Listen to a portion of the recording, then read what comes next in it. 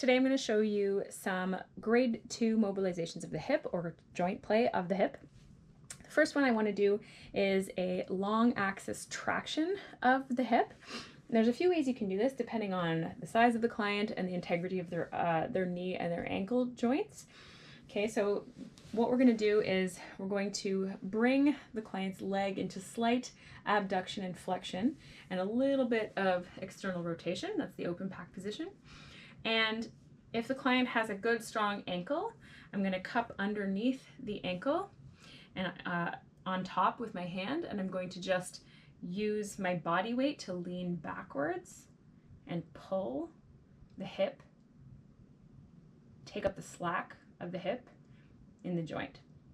Now, if my client has loose joints, hypermobile joints, or any issues at all with the knee or the ankle, we can modify this. So I can hold one ankle here and I can hold just under the knee. And if I want to do that, I'm going to sort of just fix my client's ankle at my hip here. And I'm going to, again, just hold onto here. And I'm going to use my body weight again to lean backward to traction the hip. We're just taking up the slack. So just until it stops moving naturally, I'm not forcing it. You can also go backwards, grab under the ankle and grab under the knee, and again with your body weight. It's a fancier way. And then finally, if you have like a problem with the knee and ankle, and if you're able, you can put your hands around the client's leg, like femur, just above the knee, and you can do a traction from here. This one can be difficult depending on how big your hands are as well. So that is your long axis traction of the hip joint.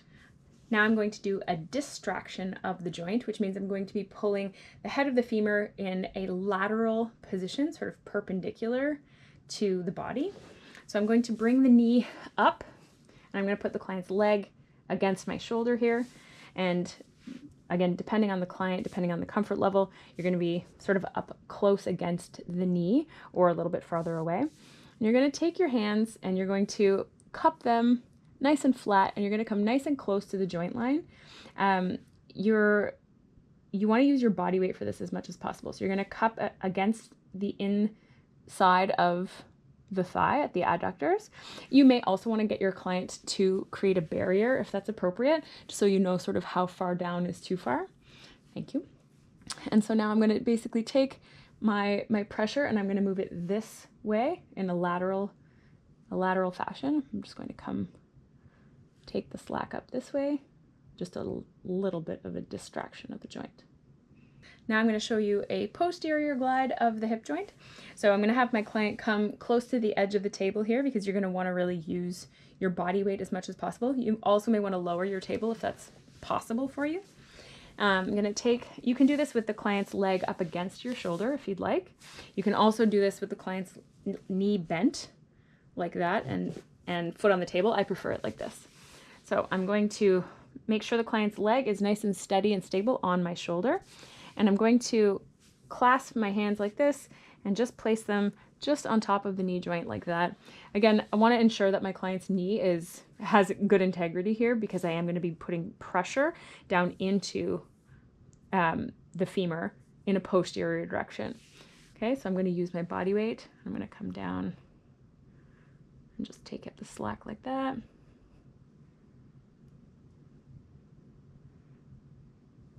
And that's a posterior glide. Now I'm going to show an inferior glide. There's two ways that I would do this.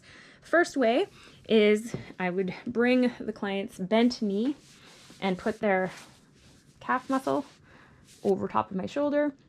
I would get my client, if needed, to make a barrier here. So I know how far down I can go. And I'm going to, again, clasp my hands like this and bring them down towards the joint line. Thank you. Once I know where that barrier is, then I'm good to go. Now, what I'm going to do here is I'm guiding with my hands, so I'm pulling inferiorly on that femur, but I'm using my body as the lever because otherwise you're going to be using a lot more of your muscles than you need. So I'm going to lean back and go inferior like that. and just take up the slack of the joint. The other way you can do this is you can place the client's foot on the table, and you can come and I grasp the knee with one hand to keep it stable. And then I use the hand that's closest to the client's head, and I'm going to actually just I'm going to turn my body so that I'm facing the client's feet. And I'm going to just put my hand, I can either place it like this or like this. Okay, I find it, yeah, that's good. I'm going to place it nice and close to the joint line. And I'm going to, with this hand up here at the knee, I'm going to pull superiorly towards her head. I'm going to pull this way, and I'm going to push this way. So again, I'm using my body, I'm like lunging into that inferior glide like this. And that's both ways to do an inferior glide. And finally, I'm going to be doing an anterior glide of the femur in the hip joint. So I'm going to bend my client's knee to 90 degrees. Now, some people will show that you can put your hand out here on the lateral aspect of the femur and simply just press in an anterior fashion. I only find that to be effective if your client is markedly smaller than you or you have a large hand and you can really press that joint forward. Otherwise, I find the leg is a large structure. The glutes are a strong structure. So pressing like that often doesn't feel like it's doing anything. So a couple of ways that we can do this. Again, I'm going to get my client to come a little bit closer this way. Perfect, thank you.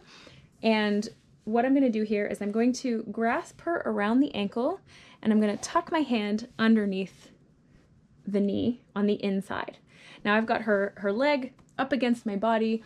My inside hand has it securely underneath the knee. Now what I'm going to do is I'm going to use leverage. With this underhand, I'm going to pull in a posterior direction, so up. And with this hand, I can put it on the posterior side of where the head of the femur is, but I often find that to be too far away.